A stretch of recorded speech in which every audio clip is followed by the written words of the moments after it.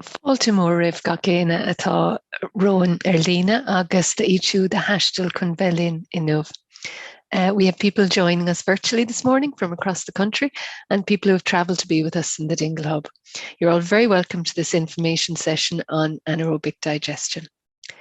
We are very fortunate to be joined by circular bioeconomy researchers from both Munster Technological University and MARI, the SFI Centre for Energy, Climate and the Marine, who will share with us their current work on anaerobic digestion and provide a full range of global to local perspectives on it. The MARI team is led by Professor Jerry Murphy, who is Director of the Centre, Professor of Civil Engineering in University College Cork, and leads the biogas task of the International Energy Agency Bioenergy, which has 19 member countries. He's a leading authority on circular economy, energy, and environmental systems. And Jerry will be joined by 5 other members of his research team.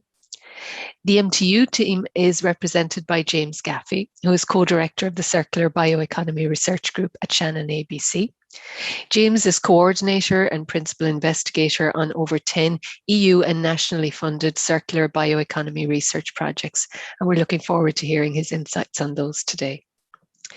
Before we begin in earnest, I just have some housekeeping items to note, and I would also like to give a brief background on the context for why we are here today. So first off, this webinar is being recorded and it will be shared on our platforms later on. So do please follow us on our social channels, and you can tag us at Dingle Hub if you want to talk about today's events. So for logistical reasons, our 7 speakers have kindly pre-recorded their talks, but all are here live to answer any questions that you have for them. Joining them in the hub today are representatives from other organisations with an interest in anaerobic digestion, and they may get involved in our questions and answers session, which will be after we hear from the experts. As this is a webinar, your camera and microphone will not be active. And please use the Q&A button to direct any questions on the points made in the talks. You can type your question at any time, but we will only be considering questions at the end of all the sessions. So you may wish to address your question to a particular speaker by mentioning their name in the question. To give some background on why we are here today and how we have reached the point of exploring possible pathways to the development of anaerobic digestion here, I will start at the point of the Energy Master Plan that we undertook using baseline data from 2016. The analysis of our energy use on the peninsula and its related emissions showed very clearly that the 2 main areas we needed to focus on were transport and agriculture. In parallel to the development of the Energy Master Plan, Professor Murphy visited us in August 2018 to introduce the potential for anaerobic digestion to address many of the challenges we faced.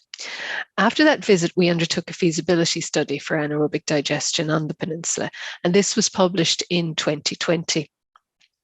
And the more we understand about AD, the more sensible a solution it appears. And so we're very much looking forward to furthering that understanding today. So what is anaerobic digestion and why might it be suitable? At its very simplest, an anaerobic digester can be likened to a cow. It takes in feedstocks, for example, grass, it digests them and it turns them into gas. I will leave it to our experts to explain in more detail, but hopefully this will suffice for my introduction. The graphic here helps to explain some of the reasons why it could be a very appropriate solution for Kirkaghoina, the Dingle Peninsula. First off, turning slurry into energy through anaerobic digestion has the benefit of addressing the slurry storage challenges that farmers face annually, while at the same time removing the associated buildup of methane emissions. An anaerobic digestion plant would have the capacity to digest byproducts such as offal and perhaps waste materials from wool scouring, and this in turn would support local short supply chains, something that is so important to developing food sovereignty here for the future. It could also provide steady income streams for the production of grass, thereby supporting the viability of small farms into the future. It's really important to note that any grass produced must be additional to what is already required for cattle feed. And our feasibility study details that this is possible through increasing current grass yields. Studies from Northern Ireland show that it's possible without doing anything particularly radical. It is likely that most farms just produce enough, and so there's much potential to increase with little effort. Projects such as the EU Plutus project, which is underway with 36 farmers to explore sensor technologies on farms, and the Farm Zero C project that James will speak about shortly, will all pave the way for this to be possible. Multi-sheet swards are also encouraged to eliminate the need for artificial nitrogen. And of course, once the system is fully established, the digestate produced from the digester can be used on the land in place of artificial fertilizer. The last piece of the jigsaw is that here in the peninsula, we are over 70 kilometres away from the nearest gas grid injection point in Listowel. It would make a lot of sense for us to look at opportunities to develop local markets for the gas. And given our need to tackle transport, this is an obvious sector to explore. There is potential for its use in our buses, our tractors, our boats, and even our truck fleets. It's worth noting that biomethane use in transport vehicles provides the highest carbon reduction of all renewable fuels. I hope this has given you an understanding of how anaerobic digestion could fit into a decarbonised future for the peninsula. It's a simplistic view, so I'm looking forward to learning much more now from our experts. Gur raibh míle maith agaibh go léir agus bunaigh soltas an sesiún. I'm delighted to hand over now to Professor Jerry Murphy, who will be our first speaker. My name is Jerry Murphy. I'm the director of the MARI Centre for Energy, Climate and Marine. And I'd like to present today on our circular economy, energy and environmental systems research. And you'll hear today from David Wall, Donal O'Callagher, Jorge Diaz, Shui Ning and Dr. Richie O'Shea.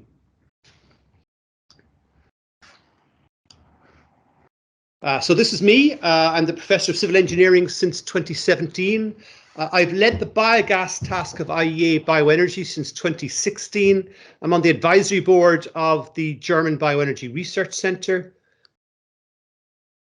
And the work that we do in UCC in MARI is world relevant. It's of international class. You can see here in Google Scholar under bioeconomy, we're ranked 4 for our citations. Under biomethane, we're ranked 2 in the world for our citations.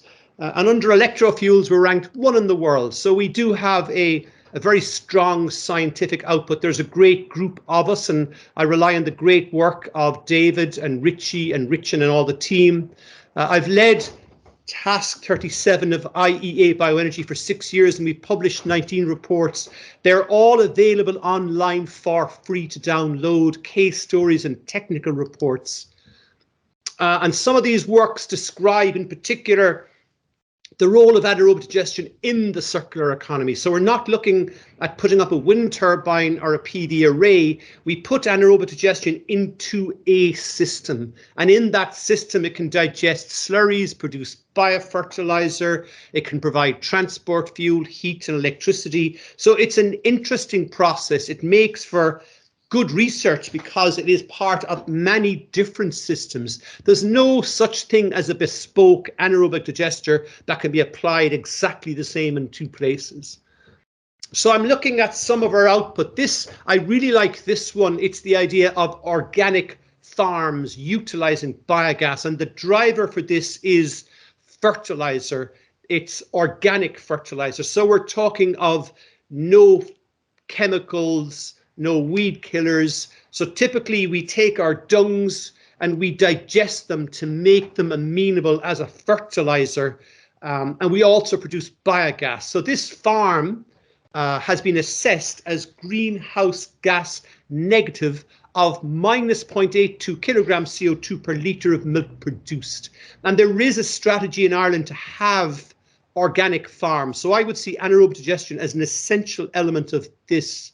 We've also looked at some of our partners in Brazil who had a campus with 400 hectares of parkland, and grass cuttings were of issue. and they've converted that via a digester into fuel for 60 cars. This is one of our partners in Canada that in minus 10 degrees Celsius, an anaerobic digester was put in a week. So it was built in a factory in Belgium, shipped into cold Canada in the winter and inserted, and it cost roughly 400,000 Canadian dollars. Then we're looking at systems whereby you can have a number of biogas plants which are relatively small in scale, but by sending the biogas across fields to a hub. So this is a hub in the Netherlands that farmers pipe their biogas, and all the upgrading is done at this hub. And this is used to make liquid CO2, biomethane, and it is sold on. Another variation on the transport of feedstocks and biogas systems is a Danish model, where we have a very large anaerobic digester. And what they have is they have pipes that travel out up to 20 kilometers. So the farmer takes his or her slurry to a pit, drops it in the pit, it's augured to the digester, and biofertilizer is augured back. So typically here we have a big anchor tenant, which could be the food waste from a city, or it could be a creamery. And then there's another line for agricultural byproducts. And you can see here in this facility, we're looking at 725,000 tons of feedstock, producing 18 million litres equivalent of diesel. And this came about because Denmark decided to ban the land spread of slurry by 2030. So slurry is used in anaerobic digestion, and that's led to very large digesters in Denmark. It is a model that's quite unique to Denmark. So this facility has 540,000 tons of feedstock coming in per year. And because of this, at the moment, Denmark can substitute up to 25% of its natural gas consumption with biomethane. And the plan is by 2035, they will substitute all their natural gas with biomethane. Now, the demand for natural gas will drop, and it will be coupled with power to gas, where they will have electrolyzers at the digester, reacting hydrogen from wind with carbon dioxide in the biogas to increase the output of biomethane by maybe 70%. And then we're looking at using biogas in distilling and brewing and food and beverage. So this is a beer facility in Vienna, where they digest the byproducts to make biomethane.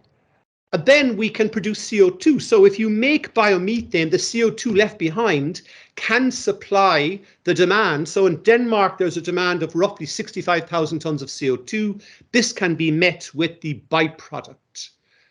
Then we've methane emissions from biogas plants. So anaerobic digestion reduces the methane emissions from open slurry tanks, and you can in effect be greenhouse gas negative. So the California Air Resources Board awarded a carbon intensity of minus 255 grams CO2 per megajoule for dairy waste to vehicle fuel. So rather than fugitive emissions going to the atmosphere, they're trapped, put in a bus, released as CO2.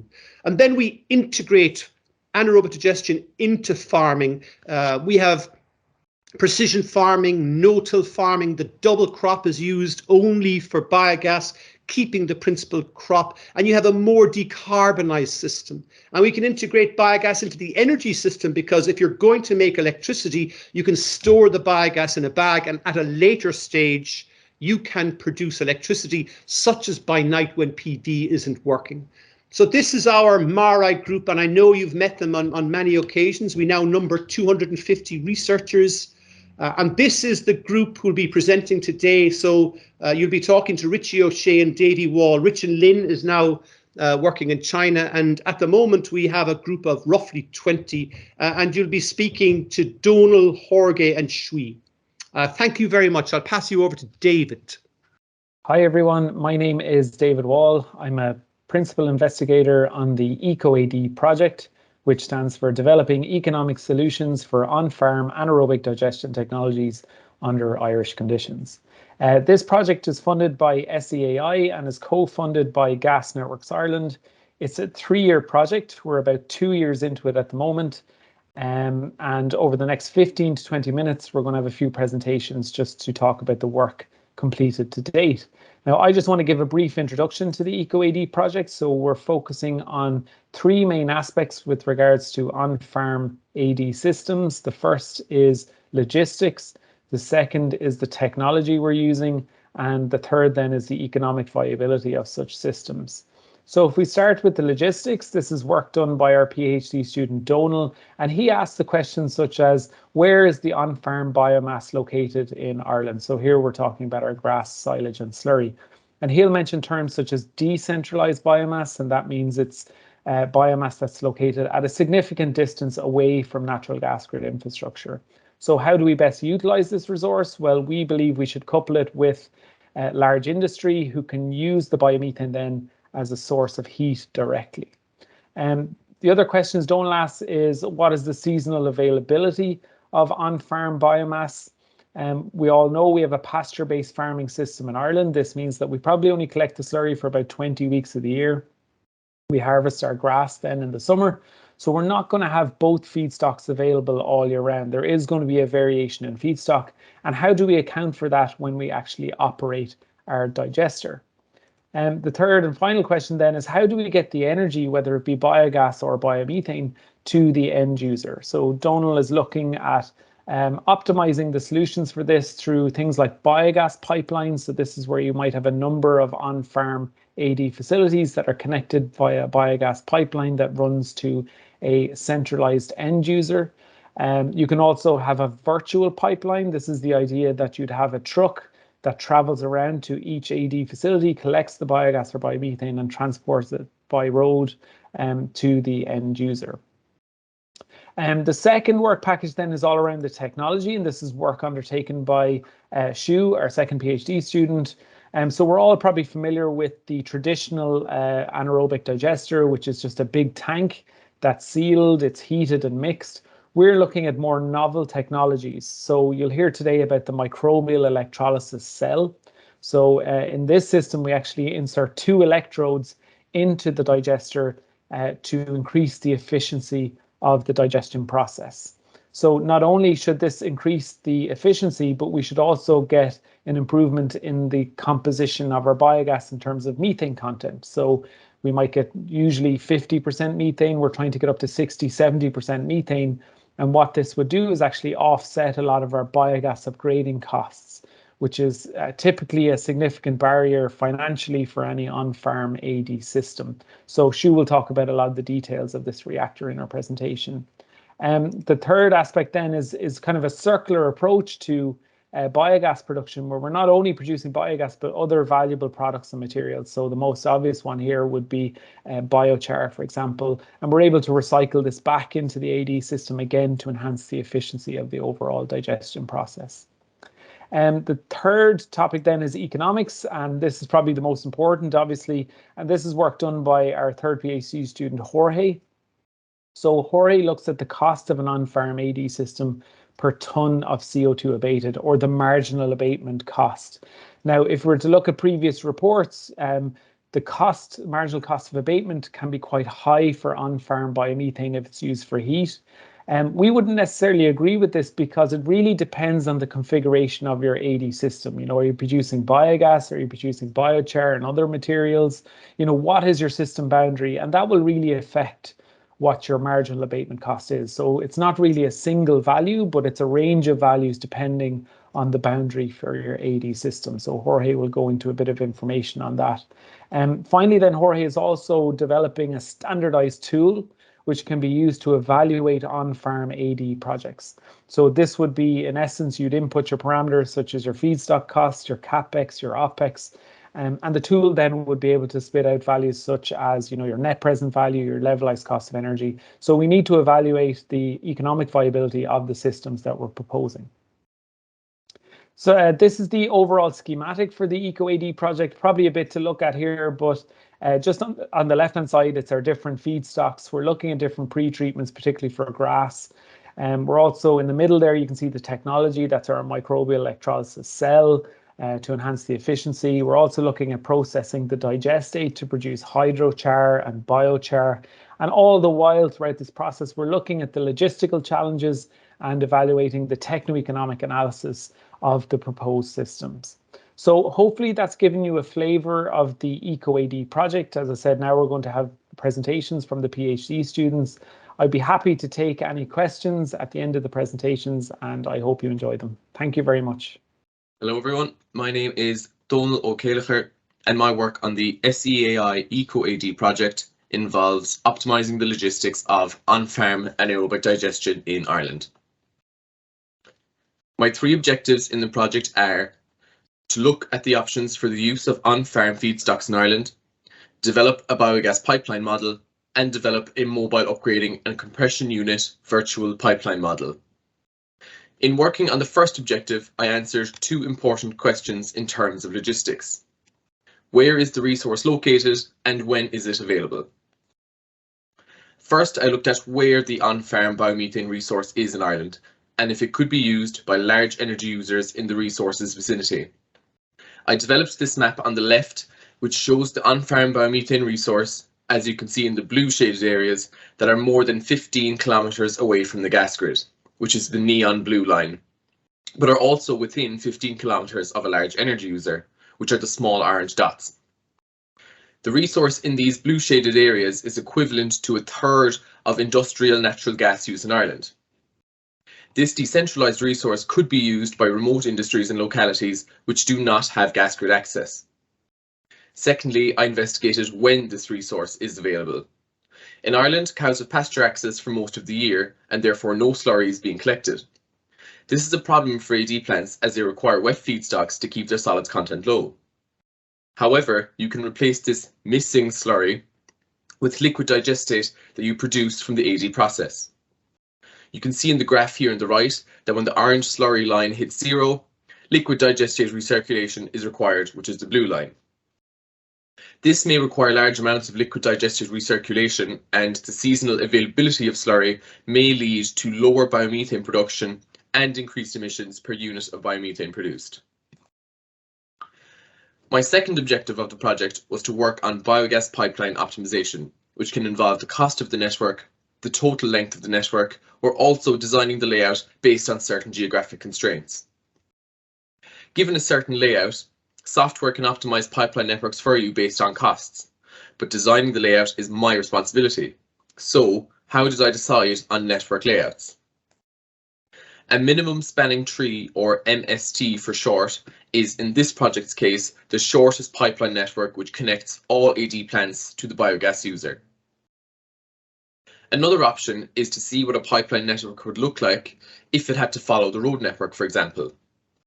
I developed a test network of 10 farms and one biogas user to find out what the shortest possible pipeline length would be and comparing that to one which must follow the road network. In this picture here, the grey lines are the road network, the green dots are the farms and biogas user, the blue line is the shortest possible pipeline connecting the biogas user with all the farms, and the pink line is the shortest possible pipeline if it must follow the road network. The blue pipeline network is nice and short, but building such a network may face challenges such as land access. The pink pipeline, which follows the road network, is over 7 kilometres longer than the blue network, so a geographic constraint may add a significant distance to the overall network. As pipeline networks are expensive, it seems logical that biogas pipelines would serve larger AD plants to maximise the gas flow per kilometre of pipeline built. My third objective of the project was to optimise a virtual pipeline model. What a virtual pipeline means, in the context of on-farm AD, is to move biomethane between the AD plant and the consumer via truck without physical pipe infrastructure. To optimise such a system, a vehicle routing problem, means finding the shortest possible round trip for a truck going from a depot or biogas user to multiple farms and then back to the depot. I modelled two virtual pipeline situations, one where trucks collect pre-upgraded or cleaned biomethane from the farms, and another model where a mobile upgrading and compressing unit goes from farm to farm and cleans and compresses the raw biogas for them. So for example, this virtual biomethane pipeline involves 5 different routes, with the trucks collecting cleaned biomethane from each farm and returning it to the depot, the black square in the middle. However, this network assumes that each AD site has facilities to clean and upgrade their biogas to biomethane, which may be difficult and expensive for smaller AD plants.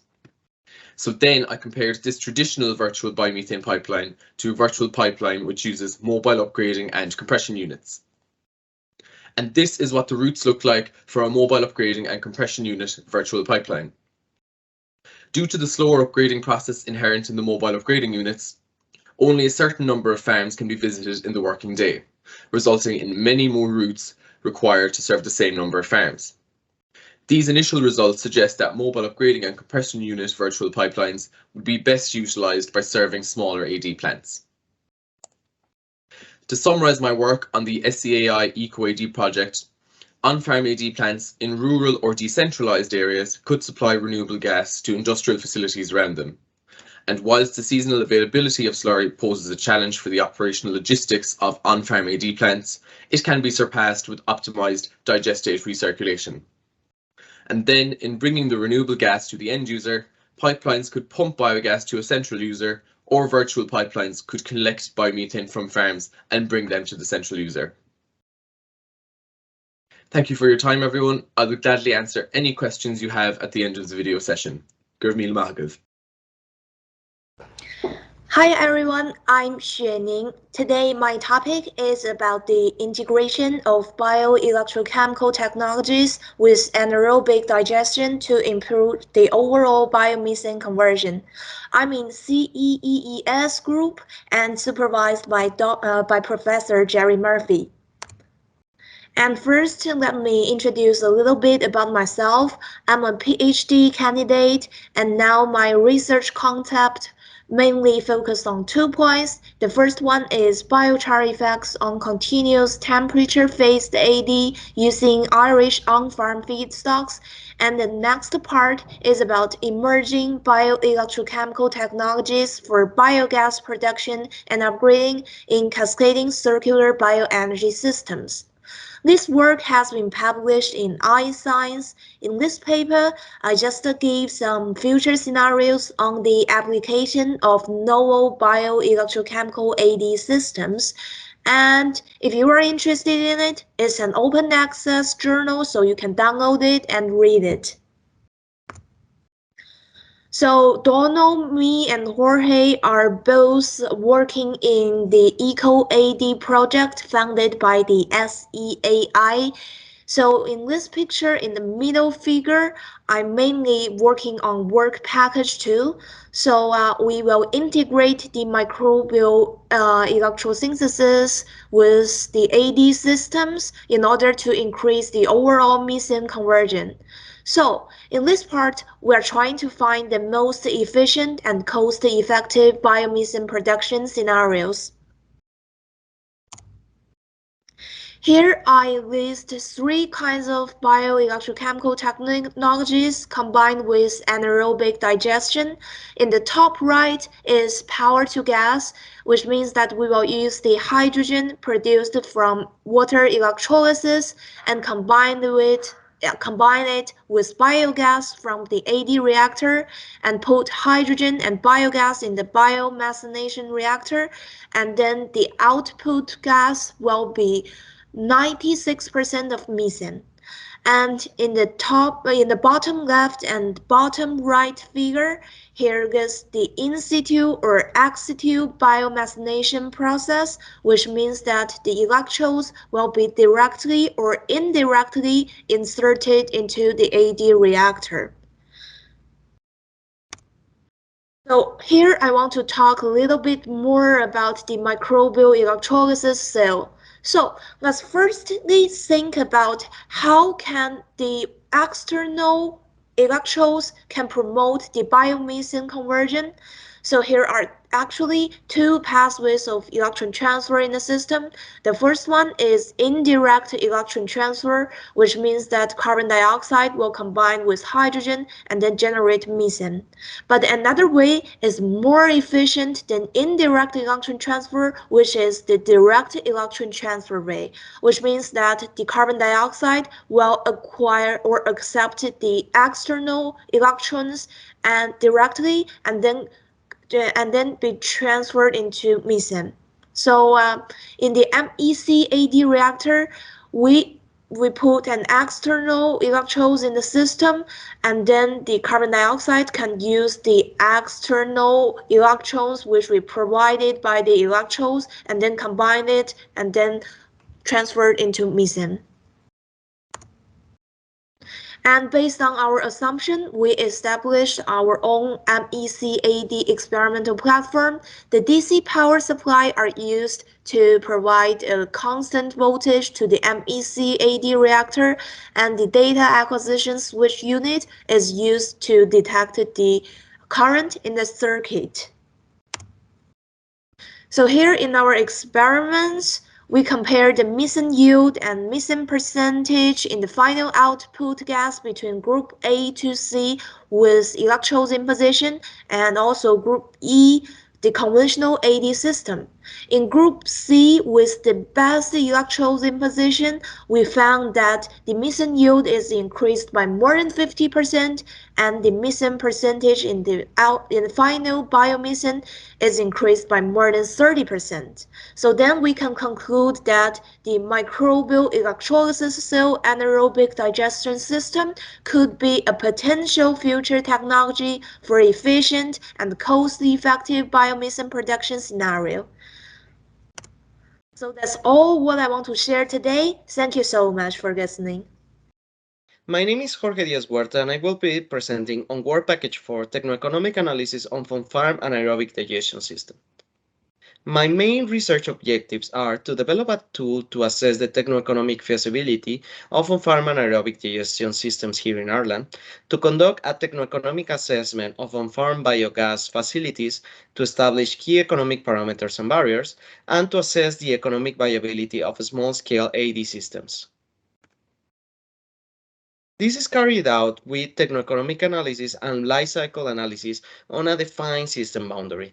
This is to calculate the financial viability with the net present value and the emissions generated and emissions saved by the process.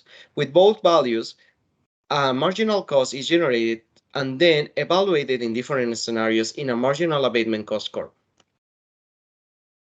A marginal abatement cost curve allows to compare and order the options based on the marginal cost from smallest to highest based on which one will save more money based on ton of carbon dioxide abated. In the case of Ireland, the marginal abatement cost curve developed for the different economic systems found that the biomethane used for heat by using waste in agriculture was found to be a high cost technology, but this was based on a single scale scenario. This has limitations as this marginal abatement cost curve is dependent on the methodology used and the inputs considered for the calculations. Mostly is undertaken on model of large-scale operations, and it cannot describe or encompass the potential variation of all the different types of AD systems that exist, and these ones can vary hugely in scale, design, technology, and feedstocks used part of the process to produce biogas. Based on that, we carried out a review to evaluate how the small scale and medium scale systems compare to large scale. We found that the cost varied based on the system boundary selected for each of the system between minus 117 euros by ton of carbon dioxide equivalent to 79 euros per ton of carbon dioxide equivalent. This showed that there is a need to reflect more work viability into these tools, and furthermore to clarify on the variables and assumptions selected for the study. The tool will allow this by evaluating different scenarios based on the user selection, on the slurry and silage for feedstock. Also based on the time that the slurry is collected indoors and how much is the production of silage in the farm selected. Furthermore, the user can personalize the values of the total solids, the volatile solids, and the methane content and nitrogen content of both feedstocks selected, based on the calculations of mass and energy balances that are already automated for the co-digestion of feedstock.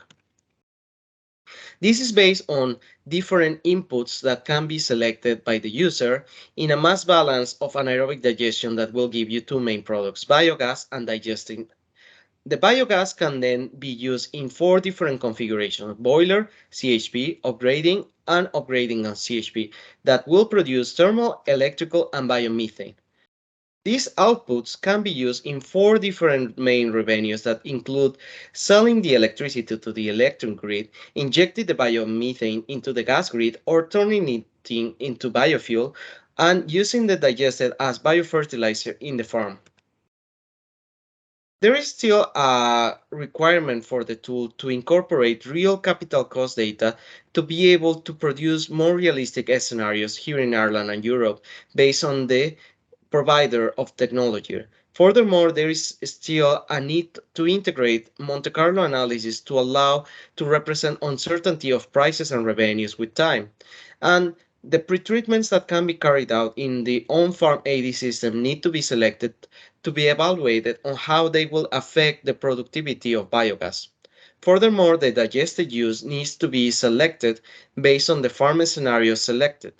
These include the land application or the liquid solid separation or biochar use in the farm. Thank you. If you have any question, please don't doubt contacting me. Have a nice day. Hello, everyone. My name is Richard O'Shea. I'm a principal investigator with the Circular Economy, Energy and Environmental Systems Research Group. And today I'm going to present on the potential of anaerobic digestion to mitigate Scope 1 and Scope 3 greenhouse gas emissions. So what are Scope 1 and Scope 3 greenhouse gas emissions?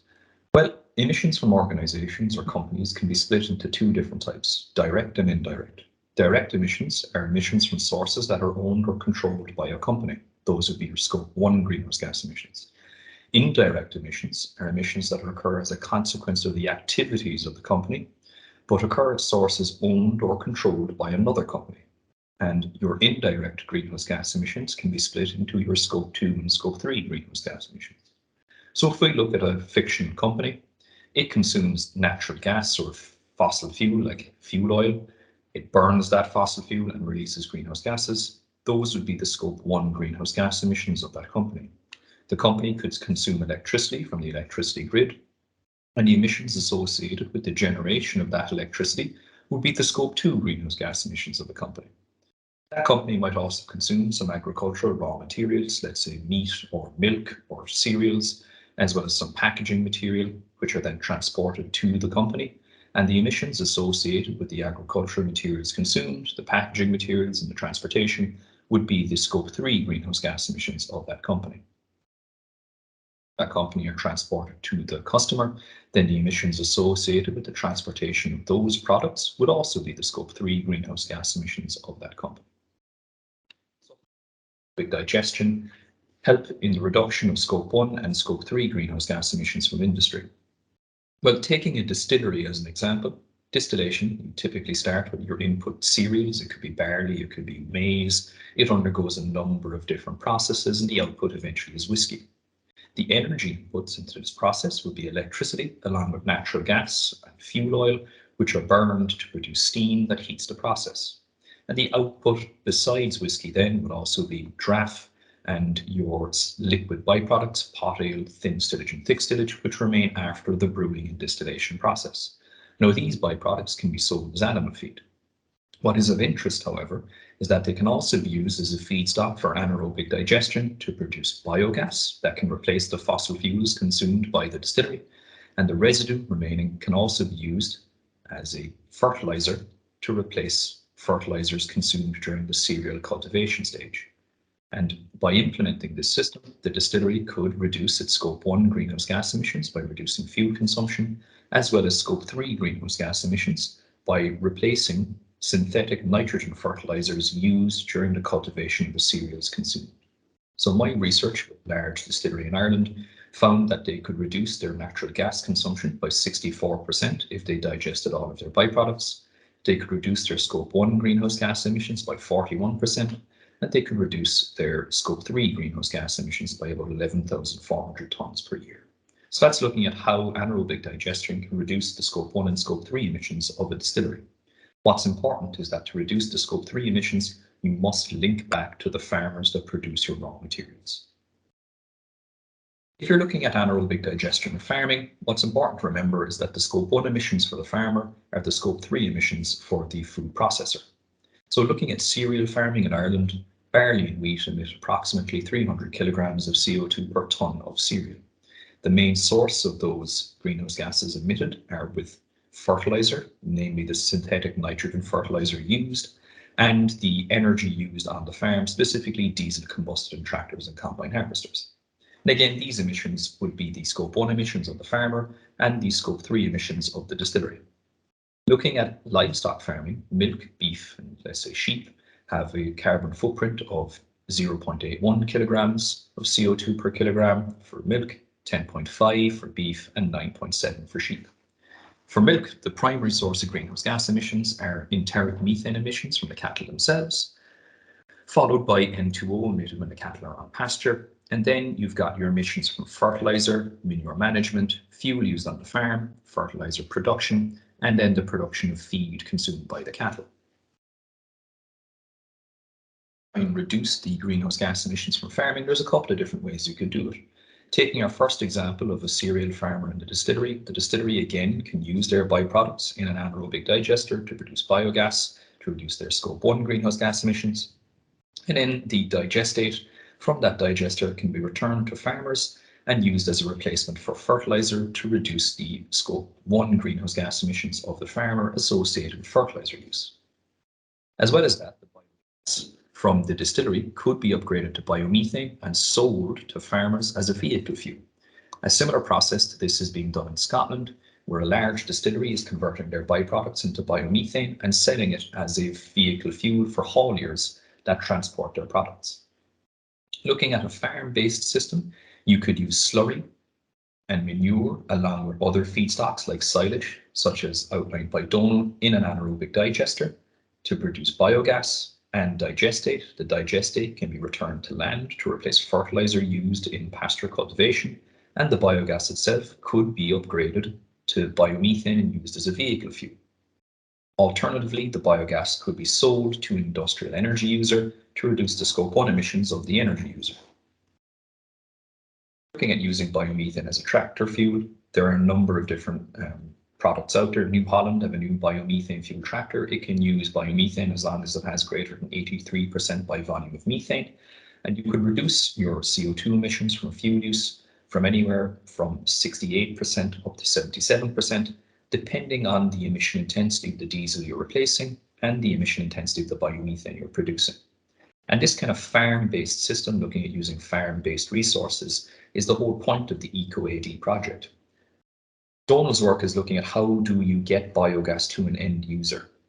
Shirley is focusing on how to improve the process of anaerobic digestion to maximize the amount of biogas produced. And Jorge is looking at the economics of the process. What makes most sense? Selling the biogas to an end user or using the biogas as a fuel for on-farm tractors? All of this can help reduce the Scope 1 and Scope 3 emissions associated with industry and on-farm also by encouraging the development of a circular economy. And I will do my best to answer your questions. Good morning, everyone. My name is James Gaffey. I co-direct the CircBio research group at NTU on the Curry campus. We're a research group who work on different national, international, EU-funded research projects working on different areas of the bioeconomy, from small feasibility studies up to multi-million euro demonstration projects focused on the production of bio-based products and biorefineries. We're also active in the education side of things as well. We co-designed Ireland's first program at postgraduate level in bioeconomy called Bioeconomy with Business, which is now in its third year, and it's a collaboration between ourselves along with UCD and Teagasc. And we've recently been funded for a new initiative called Ireland Centre for Carbon and Climate, which is going to be rolling out a range of new educational programs to support upskilling into the low carbon economy. So what I'm going to focus on mainly is the bioeconomy. AD is a major component of the bioeconomy, but the bioeconomy as a concept is a broader concept. It covers all sectors and systems that rely on biological resources, so animals, plants, microorganisms, and derived biomass, including organic waste, their functions and principles. And that's a real mouthful. It's the EU's definition, but it's quite a broad definition. And there are other definitions internationally in the United States, for example, which are much more focused on things like biotech. In the EU's definition, it's a broad definition, and the areas of primary production are a key component of it. And it's about really being able to produce services from those primary production sectors like agriculture, forestry, fisheries, traditional products like we've always produced them, but produce them more sustainably, but also produce new products which can support our transition to a bio-based from a fossil-based economy. And a lot about the bioeconomy is using well what we don't use yet and using better what we already use. So we're using well what we don't use yet. We're looking at materials or feedstocks that we would have previously referred to as waste. And we're trying to look at new potential material or energy applications from these that can add value, but also make a contribution in terms of greenhouse gas mitigation or environmental sustainability. And then using better what we already use is where we use a bioeconomy principle of co-processing to produce multiple different products in a very resource efficient way, where we might have only used this feedstock for one particular application before. I suppose the bioeconomy isn't inherently sustainable. We have to design it to be sustainable. It can be a linear system like any other system. We have to design it to be sustainable. We have to integrate this idea of the circular economy within the bioeconomy and develop a bioeconomy which is circular. So basically what we look at is we look at the system, we look at everything from the feedstock to the production of products, and we try to figure out how we can make this more sustainable. So we're looking at harvesting feedstock for biomass production. We have to be careful that we're not impacting, for example, on biodiversity through land use changes. We have to make sure we're not over harvesting biomass and impacting on the nutrients within the soil. Where we're designing processes, we have to make sure these are clean processes where there's energy going in as much as possible. We should be trying to derive that from renewable resources. And then even in the development of products, what range of products are we producing, and are these products more sustainable than, we'll say, incumbent products on the market? Or can we design these products to be long lasting so that they can store carbon for a longer period of time? So this is making the bioeconomy sustainable is really, really important. And if you look at the policy level, this is something that's really being driven home by the European Commission. They first released the European Bioeconomy Strategy in 2012, and then they updated it within 6 years to hit home on the need for a sustainable bioeconomy, one that doesn't impact on our ecological boundaries, one that's sustainable and can be measured as being sustainable. On the national level, we have a national bioeconomy policy statement, a circular economy strategy, which came into place this year, and of course, the climate action plan, which is really setting out the roadmap for the low carbon economy. And then we expect to have in place a bioeconomy action plan by the end of this year. And really what we expect that to be able to do is to really point in terms of definitive numbers in terms of what areas the bioeconomy can contribute to in terms of helping to achieve and contribute to that low carbon economy. In terms of the bioeconomy potential for Ireland, I mean, it has huge potential in terms of job creation. In the EU, it's estimated that about 18 million people are already employed within the bioeconomy. They expect another 1 million to be employed between now and 2030. In terms of value, it's at about 2.5 billion in terms of contribution to the EU economy. And Ireland as a country has huge potential to benefit from this. And we're very rich in kind of biological raw materials. We're a food economy, so we produce a lot of different relevant streams that could be used within the bioeconomy. We have a large agriculture sector, primarily based on livestock. So we have large amounts of slurries, large amounts of grass that could be available for use within the bioeconomy. We have a smaller but still substantial tillage sector. We have a forestry sector, which is small, but it is projected to grow. And then we have a maritime sector that's about 10 times the size of Ireland's total land sector and is still, as of yet, quite an untapped resource from a bioeconomy perspective. And then looking at the other side, in terms of the products and materials that we import into the economy, we import about 5 billion in organic chemicals, about 1.5 billion in plastics, about 500 million in fertilizers, about 1 billion in feed, and about 4.5 billion in fuels. And there's a huge opportunity here, and especially what we've seen over the last 2 months in terms of the fragility of international markets when major events happen and the impact that that has locally. There's a huge opportunity to use our raw materials, our waste streams more sustainably to help reduce that dependency internationally, make ourselves more competitive, but also to make Ireland a more sustainable, environmentally sustainable country as well by contributing to our climate neutrality targets. So just to highlight a couple of the initiatives that we're involved in terms of the bioeconomy side, we coordinated a biorefinery demonstration project called Biorefinery Gloss, which was focused on grass, Ireland's most abundant land resource. And here we focused on trying to use a biorefinery approach to produce multiple products from grass. Typically, we might produce silage or cows would graze in pasture to produce milk and multiple products. So what we look at is actually trying to maximize the potential, first of all, of the protein in grass. So through the biorefinery, we're able to extract out a fiber fraction which contained part of the protein, about 60 to 65%. And we were able to trial this as a replacement for silage in dairy cow diets. And we had really good results where even though the overall protein concentration of the grass was lower, it was actually used in a more to a higher nitrogen use efficiency compared with silage. And over the course of the trial, we actually had more or less similar yields and similar quality of milk being produced by the cows, but with environmental benefits. We had about a 15% reduction in rumen methane production, about a 30% reduction in nitrogen loss in excrement and phosphorus loss in excrement as well.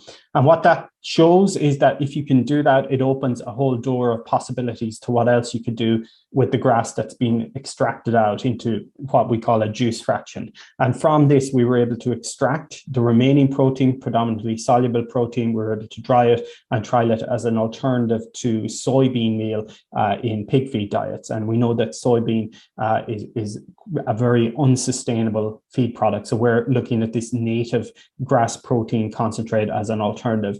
And during the trial with pigs, we had really good results where over the course of the trial, the pigs actually gained weight by feeding on this grass protein that they wouldn't have been otherwise able to access from the grass. We also looked at the extraction of value-added products from the residues. We were able to extract a short-chain fructooligosaccharide product, which is essentially a food for probiotic gut bacteria, so good gut bacteria. So this has potential to be a high-value nutraceutical product. And then from the residues that were left, we were able to test them in terms of their potential use for biogas production through anaerobic digestion. We found that between about 75 and 90% of the heat and electricity requirements of the process could be met by the actual process residues using this zero waste approach. So that has huge potential. Another project that we are working on, and if Biorefinery Gloss is a very focused project, the Farm Zero C project, which we're involved in, is a much more holistic project. It's led by Carberry and Anaerobic, and the overall plan is to introduce a range of different strategies, biorefinery being one of them, but there's many strategies aimed at trying to develop a world's first net zero emissions dairy farm at Chinook Farm in County Cork. So as I said, we take a holistic approach. We look at where typically emissions are arising within the dairy sector, and we try to target those. We know that nitrous oxide from the production of, or the use of fertilizers is a key challenge for the dairy sector and a key emitter within the sector. So we look at different strategies that we can use to reduce those emissions. We look at, for example, the introduction of multi-species swards grasslands instead of perennial ryegrass, because the integration of clover, for example, is very good at nitrogen fixation. We integrate herbs within this, like plantain and chicory, which are really strong at accessing nutrients deep in the soil. And through the paddocks that we planted to date, we found about a 70% reduction in nitrogen fertilizer applications on these paddocks. So we're having a significant impact there. On the land, we're also looking at the application of soil amendment additives like biochar and biostimulants produced from seaweed feed, and we're looking at understanding as well the potential for soil carbon sequestration as well. We also target methane because it's about 60% of the agricultural emissions, and most of that is in the form of rumen methane. So we look at are looking at trialing a range of different anti-methanogenic feed additives. We look at the press cake, which is the fiber fraction from the biorefinery, but we're also looking at other additives like DSM's Tree-Knot project, like we're looking at a seaweed called Asparagopsis, and most of these have had very good international results, somewhere between 30 and 90% reduction in rumen methane production. But what we're looking at trialing this is within an Irish setting to see what the actual impact is when it's trialed within Chinook Farm. We're also looking at using a slurry stabilization additive to treat slurry in storage to reduce the methane emissions there. So the overall initial approach is to try and reduce the emissions down, but then we're also looking for opportunities that we can gain credits for the farm, for example, through the production of renewable energy. And here we're looking at rooftop solar for dairy parlour and exporting some of the residual energy that's created back to the grid. We have a wind turbine on the farm. We're also going to be looking at integrating battery storage. So these are all the different strategies that we're looking at on the farm to try and reduce the overall emissions of the farm down to net zero. But we also know that that's just one farm. It'll be great for the farm, but if we want to make an impact at a national level, we want this to be replicated across the country. So one of the things we're developing through the project is actually a farmer app, which will be used by the farmer across Ireland to input certain key parameters from their farm, and using a life cycle assessment model that's built into the app, the farmer will actually be able to identify what are the estimated hotspots of the farm, what's the estimated footprint of the farm, and they'll be able to link to Farm Zero C strategies to understand how they can actually reduce the emissions associated with the different hotspots on their farm. So that's a really nice, really ambitious project, I think, with wide applicability for Ireland. And then just briefly before I finish, I'm just going to talk about a very new project. It's just been funded. It's called Inform Bio, and it's being funded by Ireland's Department of Agriculture. And what Inform Bio is looking at doing is developing a roadmap for a low carbon bioeconomy. So at the moment, there's a lot of funding, a lot of research that's going into different areas of the bioeconomy. But as of yet, and because some of these are very new areas, there hasn't been much modeling done to try and understand quantitatively, if these were scaled up, what would be the actual contribution that it could make to Ireland's climate neutrality targets. And that's what we're trying to come in to support within this project. So we do a lot of work, first of all, on identifying feedstocks that are available on a regional level, translating these into potential value chains that could be scaled out across Ireland, and understanding the feasibility of these technically, economically, of scaling these up. And then we use a life cycle assessment approach to understand the overall environmental impact of these. And we scale this into a model which has been developed for Ireland's agriculture, forestry and other land use sector, which is designed to actually model thousands of different scenarios in different combinations so that we can understand which combinations of bioeconomy value chain scenarios will actually contribute most to Ireland's overall target of climate neutrality by 2050. So this will hopefully really start to create a roadmap for which bioeconomy value chains are scalable and which of them will actually contribute to Ireland's overall net zero emissions target. And I do think that AD will definitely be a feature of that, along with some of the work that we're doing as well. And that's a snapshot, I think, of some of the work that we're doing within the Circ Bio Research Group. I want to compliment the Dingle Hub for the amazing work that they've been doing in relation to the whole low carbon economy on the AD side, but in other areas over the last number of years. And thanks very much for the invitation to participate here today. Thanks very much.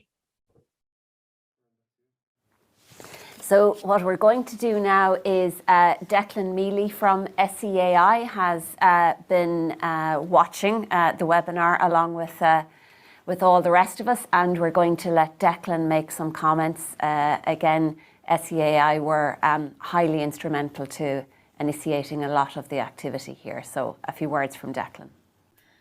Thanks very much, and gorgeous to the Dingle Hub and to the team in Marai and Jerry and those. Apologies, I can't be with you directly today, but sending best wishes both for recovery for Deirdre, but also good luck to the rest of the team and for the workshops today. I've been struck in terms of the SEI, first of all, has obviously been delighted to have Dingle Sustainable Energy Community as part of our community network, and we've been working very actively together over the last number of years and working on the process of our learning, planning and doing in terms of understanding the energy at the local level. And over what we've heard in the last hour and a half or hour or so, we had Deirdre at the very beginning talking about the local picture, Jerry talking about the international scene. And there is no one size fits all in terms of anaerobic digestion. There's opportunities everywhere, and we're seeing what can be done.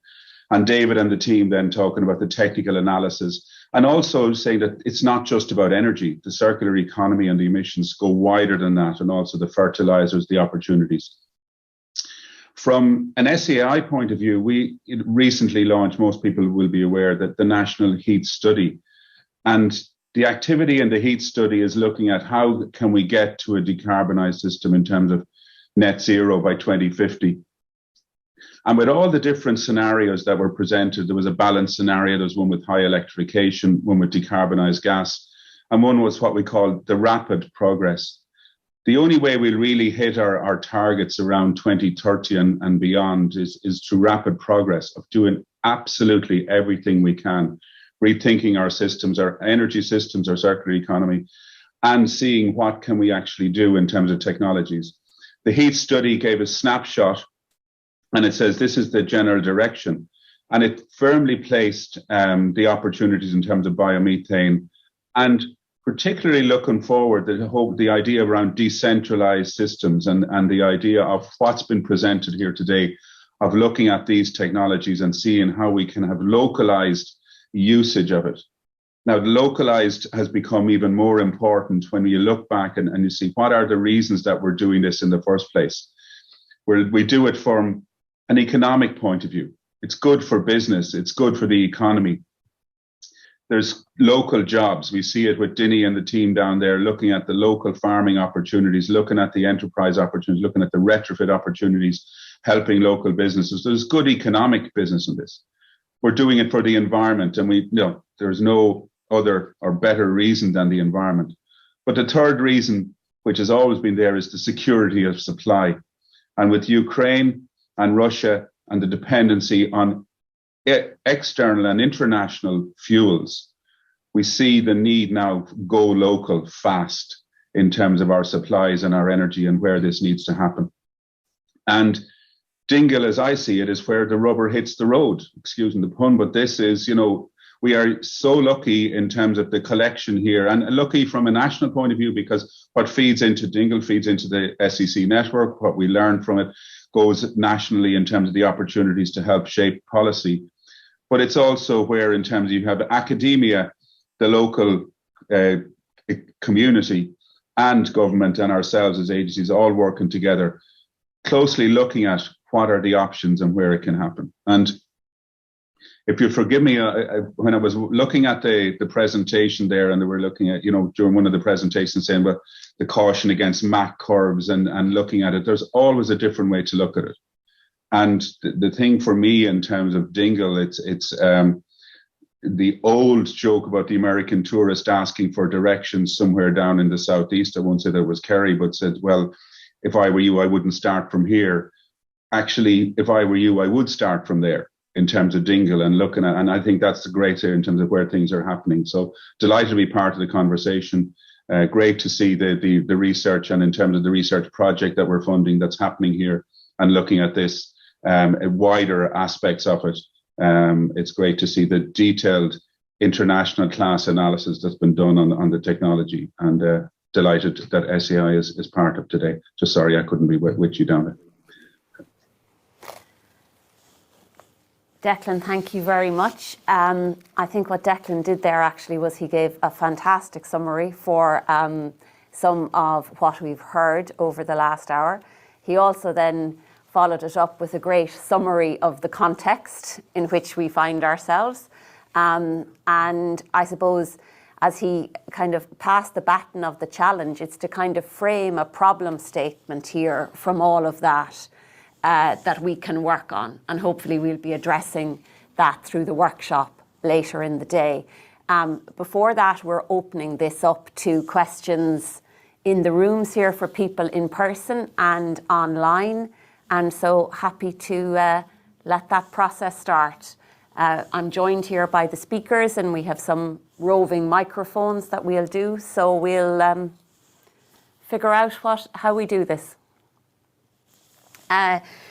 Jerry, there was one question that came in, maybe just while people are gathering their thoughts. I'll direct it to you, and then maybe James as well. Deirdre set out at the very beginning here the initial work that was done in terms of mapping out where the emissions were coming from, both from sources of emissions on a sectoral basis, but also in then the uses. Can you again maybe just, and she laid out very clearly, if we saw those two side by side, you know, the areas to zone in were in the agriculture area and in the transport area. Can you bring us right back to, I suppose, your initial reaction to seeing that data and where anaerobic digestion immediately came in for you at that point? Yeah, I think there's probably a perception abroad that it's all about electricity. And one thing we find is that electricity is about 20% of energy. I mean, and this community would know the amount of energy we spend in diesel is very significant. And when we look at the whole decarbonisation of energy, you know, we're not doing well in heat and we're not doing well in transport. We're doing quite well in electricity. I think a problem that anaerobic digestion has, and I've been on this road a long time, is it doesn't fit in any one sector. It's not electricity, it's not heat, it's not transport fuel. It includes for agriculture, it includes for food waste. So the problem I have seen with anaerobic digestion is it fits into so many systems, nobody takes ownership of it. You know, there's people championing wind turbines or PV, but with anaerobic digestion, you're fitting into something. And I think that bioeconomy is a very important element, but anaerobic digestion can reduce fugitive emissions from slurry. If you have an open slurry tank, 18% of that methane goes to the atmosphere at a global warming potential of 28. If you can capture that and burn it, it's CO2, which is a global warming potential of 28 times less than methane. So the work would show that we can vastly reduce the emissions on a farm purely by stopping those fugitive emissions. And I've been up to beautiful farms in Finland where, you know, their biomethane goes into their tractor. You know, so the whole farm now has reduced fugitive emissions. It's stopped buying diesel. The tractor and other farm machinery is running on biomethane, and it goes into the dairy. So you can have this lovely self-sufficient farm. And I think the one thing I've realized in the last month or two is that, you know, I've been banging this drum since 1992. But all of a sudden we have an energy security problem, and you have, you know, the war in Ukraine and the cost of gas going through the roof, and nothing concentrates the mind more than, you know, we may not have gas. We may be closing off the connection to Russia, and what do we do? And initially it was the proximity principle. You know, back when I started, it was all the proximity principle. Now it's the circular economy. But we have to be self-reliant. And I think a community like Dingle needs to be self-reliant, and it can reduce its emissions in transport. I would love to see a community-based digester in Dingle, including for bioeconomy, bringing together farmers. You know, we're going to look at the aquaculture in the afternoon. That can feed in. You know, we're doing work where we can use microalgae to upgrade the biogas, you know, of another product. The farmers can be selling microalgae, and that's sold in China's little pelletized food supplements at 25 euros for 20 capsules. So we would see this as being an innovative means of, number one, reducing emissions in agriculture. You know, there could be minibuses running on biomethane that take you out around the Dingle Peninsula, running again on fuel produced in Dingle. So there's so Jerry, many maybe things. For a broader audience, maybe just to, can you go back into the upgrade path there and the benefits from biogas to biomethane? Just, I suppose biogas is typically 40% CO2. So it has a less useful, it's less useful because you've got that CO2, it can't go into a CHP because a CHP system, combined heat and power, needs pure methane. Yeah. So taking out the CO2 makes it very, it is natural gas then, it becomes natural gas. And there are many ways of taking it out. There's the biorefinery method where you can have microalgae at a farm scale that would take out the CO2 and you would grow your microalgae. We also have the electrodes that Shui is talking about. We can put electrodes into the digester at a low voltage, but they will cause the hydrogen to react with CO2 and you have pure methane coming out. So we're very interested in farms at small scale producing pure methane rather than biogas. And that will elevate the amount of energy they sell. And there's so many ways to do it. I mean, we've looked at taking biogas across fields to a central hub, and that hub could do all the work of biomethane and sell the CO2. And I think that's something that's really important. One of our colleagues in Denmark is producing 25% of the CO2 in Denmark from one digester. And the market for CO2 in Denmark is 65,000 tons. And CO2 is used in laboratories and hospitals. We could see in Brexit, they had to reduce the slaughter of animals because they didn't have CO2. CO2 is a very important commodity, and we can sell CO2. We can sell biomethane. We can have biofertilizer. We can interrupt the process and make medium chain fatty acids. So to me, Dingle could be a hub. Initially, the base case is anaerobic digestion, but we could have biorefinery processes around it. We could have microalgae. We could have long chain fatty acids. It would be very exciting if this project could take off in Dingle. James, maybe again, you've been doing a lot of this on-farm work, working through the breadth of the bioeconomy chain. One of the key questions that we're getting here from the audience is, and Declan referred to it and Jerry has referred to it in different ways, but about the role of government, the role of incentives, a changing backdrop and a context. Have there been policy limitations that have placed a challenge to date? Are you seeing a lifting of those? And I think everybody is saying we are seeing a lifting, but what would that need to look like in terms of actions or supports to help us get to the next level on this journey? So I think in terms of the agriculture sector, obviously there's challenges in the agriculture sector, there's emissions challenges, but for the economy as a whole, and I talked about the potential for emission offsets. As an economy, we don't have that many levers to pull to get those emission offsets, and agriculture is potentially one of those areas, agriculture and forestry, that we can actually achieve that. So the technologies that Jerry is talking about, but also empowering farmers with how to manage the land in terms of managing the land more sustainably is going to be really key. But I think, you talk about the policy side, and obviously the Climate Action Plan is putting figures finally on some of this and what the targets are. But still there needs to be a lot more, I think, to incentivise farmers to push towards these practices. They need to be viable for farmers to do so. There needs to be some sort of incentive schemes for managing the land more sustainably, but also potentially in terms of developing these new technologies. There's obviously, Jerry will know more about this, but things like planning issues, but there's also kind of infrastructural issues around kind of access to finance. We see in other countries where you have different public-private partnership schemes for de-risking technology, the scaling up of technology. So I think these are some of the issues that need to be addressed. And I think for these new technologies as well, we'll have a major impact as well if we can actually see more of these on the ground, and I suppose coming more from the biorefinery side, which is a very new area.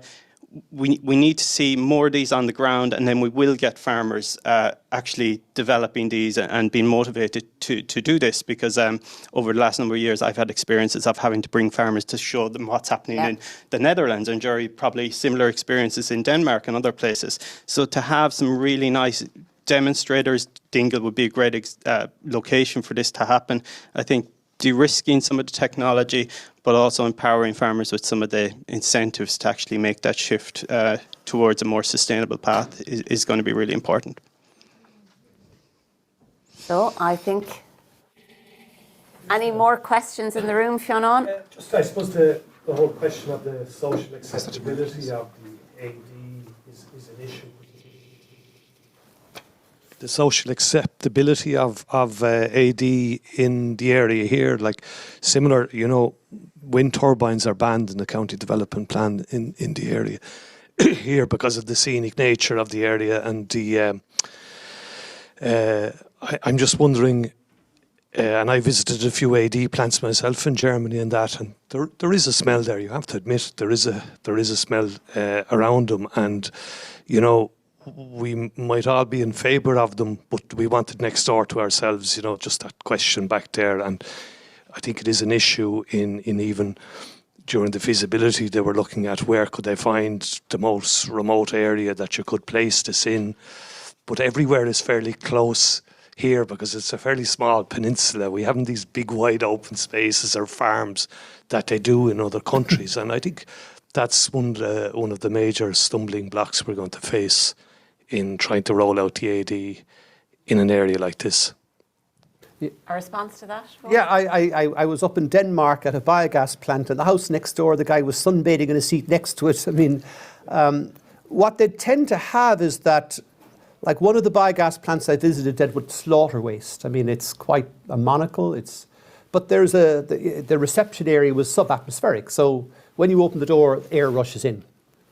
Truck goes in, opens the top. Now I went into the warehouse. When they opened the top of that truck, I almost went over, but there was no smell outside. And the one thing I would say in terms of slurry, I mean, we have open slurry tanks all around the country. The idea of a digester is it's covered, so there is less smell. So if you have an open slurry tank with lots of volatile material, we all know what it smells like. When you digest that, you've got rid of all that volatile material because it's been converted to methane, acetic acid. So you've greatly reduced the smell. So for a normal farm situation, a digester has less smell than an anaerobic digester. And obviously then if you're in a different area of dealing with slaughter waste, you can manage that a lot better with good design. There's a question there. Could I answer that? It's about Colombo Ohungasa. The data on the highest carbon reduction statement. Yeah. This is work done by the JRC, the European Joint Research Centre, and simultaneously by the California Air Resources Board. Like one of the things about biogas which makes it difficult, you put up a wind turbine, you produce electricity, it's sort of siloed. When we're looking at anaerobic digestion, the work's been done. If you have an open slurry pit in the do-nothing scenario, you have methane going to the atmosphere, 18% on average. By covering that methane, which has a global warming potential of 28, goes into a truck and displaces diesel, and you're releasing CO2, which is 28 times better than the methane that was coming off. So this work has been done independently by the Joint Research Centre, and we have a very large publication which is available online, and it's also been done by the California Air Resources Board. So they've both said driving a truck on biomethane is greenhouse gas negative when you look at the system. The system being you don't have fugitive emissions, you can replace fertilizer. And Jorge's work looks at that. It's where is your boundary? So the boundary of an anaerobic digester is a lot broader than a wind turbine. And one thing we've struggled with in the past is, you know, outside agencies come in and they do an assessment, but they look at biogas as the only product and they compare it to a wind turbine, where we're looking at the production of CO2, the production of digestate, and it becomes a wider system. And when you look at that wider system, it has a negative carbon footprint. So that's to Colm. We have a number of questions here, and one of the last ones there that has come in, I'm going to ask another gentleman in the room here, Cathal, maybe to make a comment. One of the last questions there is around a number of feasibility plans being underway. So maybe, Cathal, you've joined us this morning from ISIF. Could you maybe give us a little context for ISIF and the team that you're leading there, what you're looking at here, and maybe some of this national backdrop to, you've seen the role of AD being looked at a broader level here, and maybe then with that in mind, some reactions to what you've heard in the room today and where it leads your next thinking to go to. Yeah. Thanks, Myrne, and I'm delighted to be here. today to learn more about the work you're doing here. Just a bit about ISIF, I suppose, to put it in context. We're a sovereign development fund. We're formed out of the National Pension Reserve Fund. We operate out of 6 billion of assets under management. We invest for commercial return economic impact within Ireland. That's our mandate. I head up the Food and Ag portfolio within ISIF. And as part of that brief, we work with industry. What are the industry issues, industry problems that they're seeking to solve for? We're a long-term investor, so we're happy to look at problems and try and design solutions with industry that suit the sector. Our current mandate, we set a target of investing 2 billion in climate-related solutions. That's the broad remit of that. And within agriculture, obviously, climate is a big issue, and it's something we've been looking at since 2018. We're very much involved in Project Clover, which was our kind of initial dip into this area, along with industry, to see what is required to solve for biomethane within an Irish context and within a farming context. The decarbonisation of agriculture, obviously at farm level, but also at the industrial process level. So we've been involved in that project. Some of you are familiar with that, and really that's to try and scope out what is the nature of the solution required. We can then contribute on the funding side because we have a flexible mandate. We can invest debt, equity, and we can design bespoke funds or products. So an example that some of you are familiar with, Milflex, was designed for the dairy sector to solve for investment requirements needed. We've expanded that actually in recent years to include on-farm sustainability measures. So the learning for me today and in the last 2 days was actually it could be applied to this scenario. And that's the bit of would like to take away that, because from the previous work we did, we were kind of guided towards a larger scale, which that wouldn't. But actually, it would. So that's something we can take away and refine. So the on-farm, whether it's on-farm AD or on-farm solar PV, which is where when we expanded, we thought that's where it would look at heat pumps, solar, etc. But actually, perhaps it can lead or it can support to maybe smaller scale AD, and that's something I'd like to explore. After this session today. But we're open to working with industry to design further solutions with yourselves, with MARI, and we've met Jerry on this starting late last year. So we're very much in kind of participative mode with industry. What can we do with industry? And then we have a flexible mandate, as I said, on the capital structure. We do have a shared objective arising from the work we've done over the last couple of years. We have a shared objective in the Climate Action Plan. We have 2 of them, in fact, with Department of Agriculture. One on the whole soil carbon sequestration area, which a colleague of mine, Sean Mulvaney, he heads that up with the Department of Agriculture. And then on the biomethane side, we've a shared objective with them. So we work collaboratively with DAFMA in trying to. The plan is to try and design solutions collaboratively with them. So I think there is a whole of government piece here, which we've in our discussion with the Department of Agriculture, I think they recognise too. And I think it's important in that whole of government, none of us have the complete solution. So we can provide innovative solutions for the financing side. Yeah. But we need, there's a policy side that's coming, and some of that is coming. That there's the research side. Is the solution we're putting in today, is that correct for the future? So I think a forum like this is in my view essential for the future. For first of all, validating what's the solution for today, but also validating that the solution you're putting in place today is the right one going forward. Will be socially acceptable, that it was mentioned here, will be suitable for farmers. Yeah. There's a whole web of issues or items that have got to be solved for, and that requires a diverse range of contributors. So I think this is a powerful grouping, as I would see it, to one, prove the case on a community basis, but also then to say, right, now we've got that, now let's roll that out. In my view, that's the prize here, that this can be the template to roll that out nationally, and it'll be a menu. It won't be just one solution. It'll be a number. So sorry I've gone on a bit. Very welcome. Yeah. Thank you. There is a series of questions that's coming in there, James and Jerry, in relation to wastewater and issues that Ireland has with the existing wastewater treatment network.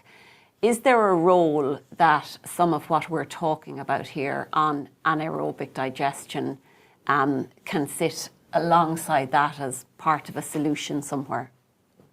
We have a colleague in Galway, Vincent O'Flaherty, who has patented and spun out a company that's an anaerobic digester for wastewater treatment at ambient temperatures, and that is being produced.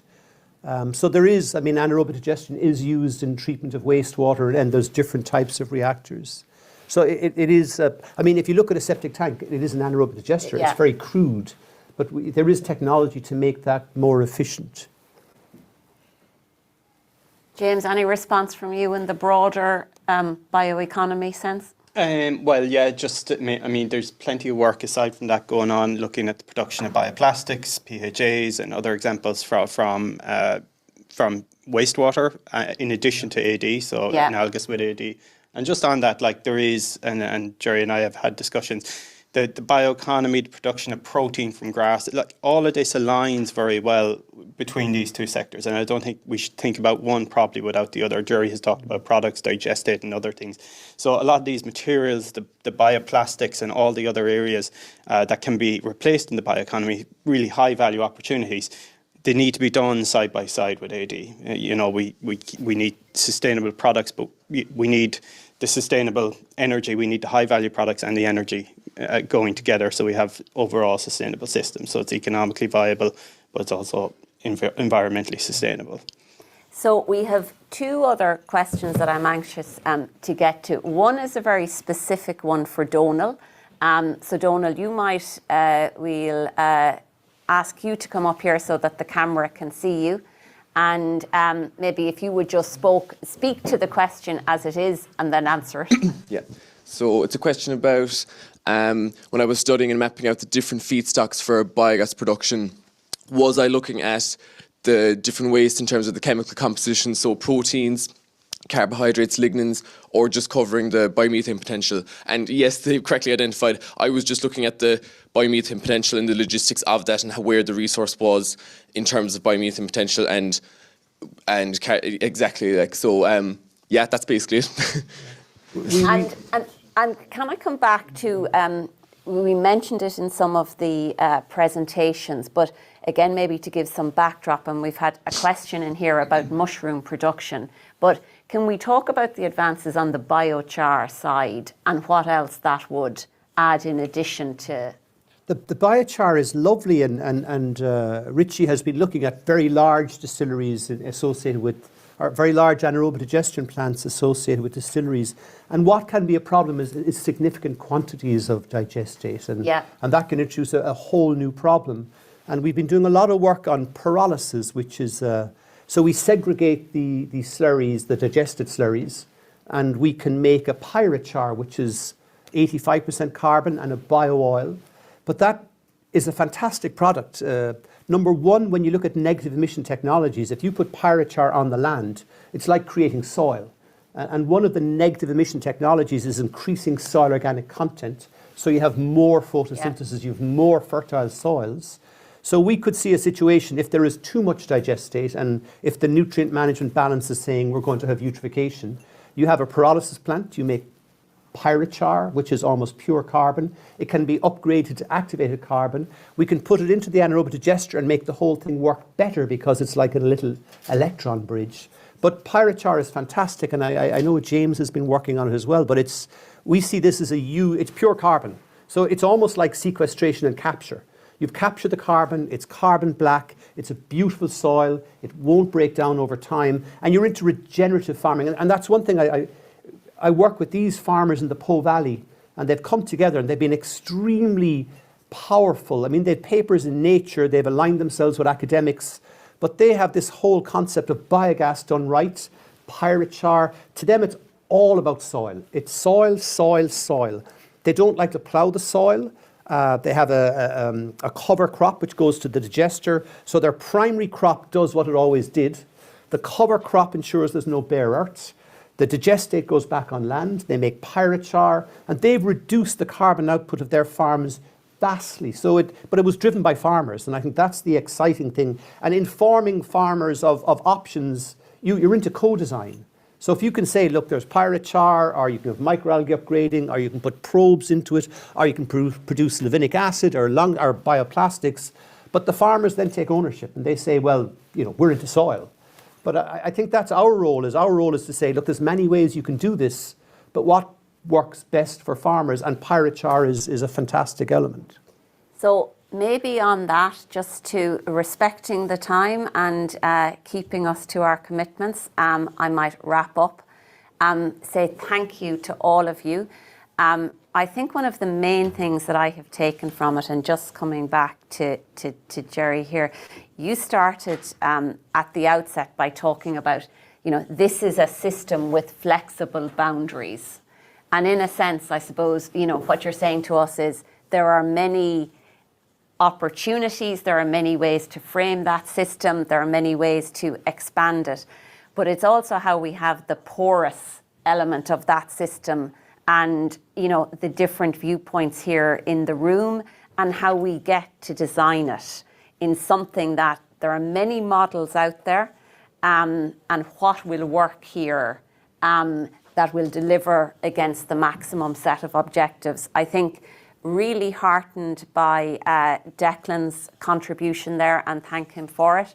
Really heartened too, Cathal, by your context setting there from ISIF, and it gives us renewed motive force to keep going and take this to the next stage. And thank you to everybody who was with us online as well as in the room, and we let the conversation continue in whatever forum in the next while. Thank you.